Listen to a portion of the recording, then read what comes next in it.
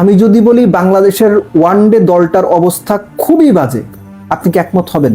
না হইতে পারেন, কিন্তু পরিসংখ্যান বলছে বাংলাদেশের যে ফরম্যাটটা সবচেয়ে শক্তির দিক ছিল সেটা এখন দুর্বল থেকে দুর্বলতর। আগামী ওয়ানডে সিরিজটা কার সঙ্গে? প্রতিপক্ষ পাকিস্তান, যারা র্যাঙ্কিং এ 4 নম্বরে, বাংলাদেশের অবস্থান 10। অর্থাৎ টেস্ট প্লেইং কান্ট্রিগুলোর মধ্যে র্যাঙ্কিং এর হিসেবেই বাংলাদেশ একদম নিচের দিকে। চ্যাম্পিয়ন্স ট্রফি বাদ দেন, বাংলাদেশ সবশেষ 5টা সিরিজের 4টা হারছে। এখন সমস্যা হচ্ছে যে বাংলাদেশের সমস্যাটা কোথায় হচ্ছে, একদম একটা জায়গায় পিন পয়েন্ট করলে, দ্যাট ইজ ব্যাটিং।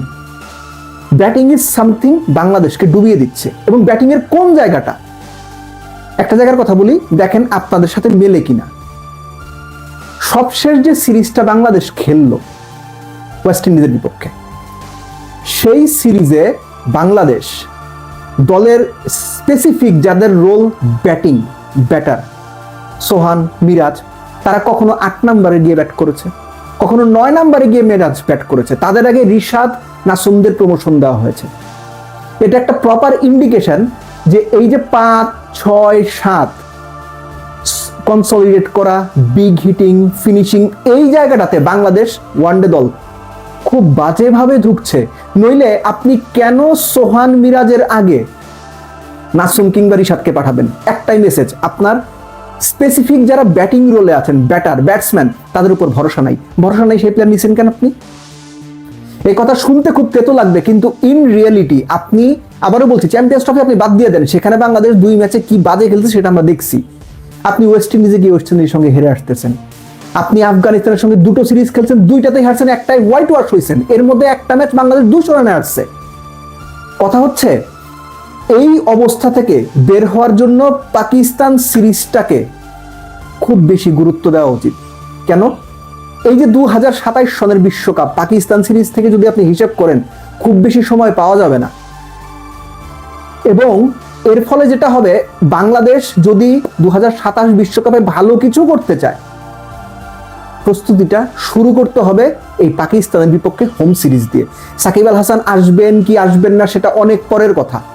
ওই চিন্তাবাদ দিয়ে যারা আছে, বিশ্বকাপে কারা সম্ভাব্য খেলবেন, তাদের নিয়ে আলাদা করে হিসেব করতে হবে। 5, 6, 7 আপনি কাকে দেখেন? জাকের আলী অনিক, মাইদুল ইসলাম অঙ্কন, নুরুল হাসান সোহান, নাকি মেহেদী হাসান মিরাজ হিমসেলফ, নাকি শামীম হোসেন পাটোয়ারি? এই যে আমি গোটা 5 নাম বললাম, আইডিয়ালি ইন্টারন্যাশনাল ওয়ানডে ক্রিকেটে 5, 6, 7 এই জায়গাগুলোতে যে রোল টপ ক্রিকেট প্লেইং কান্ট্রিগুলোর প্লেয়াররা প্লে করে, এই 5 জনের মধ্যে কার মধ্যে ওই সামর্থ্যটা আপনি দেখেন? কার মধ্যে আপনি দেখেন 5 নম্বরে নেমে 80 বলে 100 রানের একটা ইনিংস খেলবে? কার মধ্যে আপনি দেখেন 6 নম্বরে নেমে 30 বলে 50 রানের একটা ইনিংস খেলবে?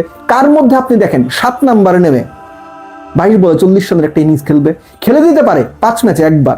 সো জিনিসটা হচ্ছে যে এই যে বাংলাদেশে ঘরোয়া ক্রিকেট বিসিএল ওয়ানডে হচ্ছে, সেখানে যারা ভালো করছেন ওই পার্টিকুলার জায়গাগুলোর কথা আমি বলছি। ওপরে সৌম্য খেলছেন, সাইফ খেলছেন, শান্ত আছেন, তাহিদ আছেন, দিস ইজ আন্ডারস্ট্যান্ডেবল, ঠিক আছে।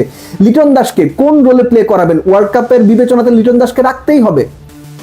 সো এই জিনিসগুলা বাংলাদেশ ক্রিকেট ম্যানেজমেন্টকে খুব ঠান্ডা মাথায় ডিপলি চিন্তা করতে হবে, নইলে 2027 বিশ্বকাপেও কিন্তু একটা বড় ভরাডুবির সম্ভাবনা আছে। বাংলাদেশ সবশেষ ওয়ানডে খেলেছে, যদি ভুল না করি, অক্টোবরের লাস্ট সপ্তাহে 2025-এ, অর্থাৎ 4.5 মাসেরও বেশি সময় পরে বাংলাদেশ ওয়ানডে খেলতে নামবে। এবং এমন একটা দল নিয়ে নামবে যে দলের ব্যাটিং অর্ডারে কে কোথায় খেলবেন, স্পেসিফিক্যালি আবারও বলছি 5, 6, 7 এই জায়গাগুলোতে না জানে ক্রিকেটার, না জানে কোচ, না জানে ম্যানেজমেন্ট, না জানে ক্যাপ্টেন। এই অবস্থা যদি হয় তাহলে তো মুশকিল রে ভাই। পাকিস্তানের বিপক্ষে যদি প্রয়োজন হন এক্সপেরিমেন্ট করেন, যদি প্রয়োজন হয় আপনি আকবরকে নিয়ে আসেন। যদি আপনার মনে হয় যে ভাই আমাদের 5, 6, 7 এই জায়গায় তো খুব একটা লেফটি কেউ নাই শামীম ছাড়া, আপনার যদি মনে হয় আপনি আফিফকে 4, 5 নম্বরে খেলাবেন, আফিফকে নিয়ে আসেন। আমি জাস্ট বলছি সাহসী কিছু কাজ করতে হবে। বাংলাদেশের bowling line up is okay, they are doing really good, pace, spin সবকিছু মিলিয়ে বাংলাদেশ ভালো করছে, কিন্তু এই যে ব্যাটিং এর জায়গাটা, এই ব্যাটিং এর জায়গাটা বাংলাদেশকে ডুবিয়ে দিচ্ছে। আপনি স্ট্যাট বের করে দেখেন, সবশেষ 5টা সিরিজ দেখেন, বাংলাদেশ ঠিক কতটা বাজে ব্যাট করেছে, হোম, অ্যাওয়ে, সব জায়গায়। সো এই অবস্থা যদি পাকিস্তান সিরিজেও চলতে থাকে, 4 নাম্বার র্যাঙ্কিং এর দলটার বিপক্ষেও যদি আপনি একই রকম পারফরমেন্স করেন, তখন কিন্তু নিজেদের সামর্থ্যের উপর প্রশ্ন তৈরি হবে। আত্মবিশ্বাসের জায়গায় হিট করবে, ভয় তৈরি হবে, ভরসার জায়গা নষ্ট হবে, এটা করা যাবে না। সো বিশ্বকাপের প্রস্তুতি যদি শুরু করতে হয় সেটা শুরু হওয়া উচিত পাকিস্তানের বিপক্ষে হোম সিরিজ থেকে। আর এটাও যদি সেই আগের মতো গড়পড়তা দল সিলেকশন, গড়পড়তা চিন্তা ভাবনা, না অসুবিধা নাই এরা আছে, ওদের খেলাইছি, ওদেরকে কন্টিনিউ করতে হবে, ওদেরকে নিয়ে যাই, তাইলে ভাই 2027 বিশ্বকাপেও ভরাডুবির জন্য প্রস্তুত থাকতে হবে।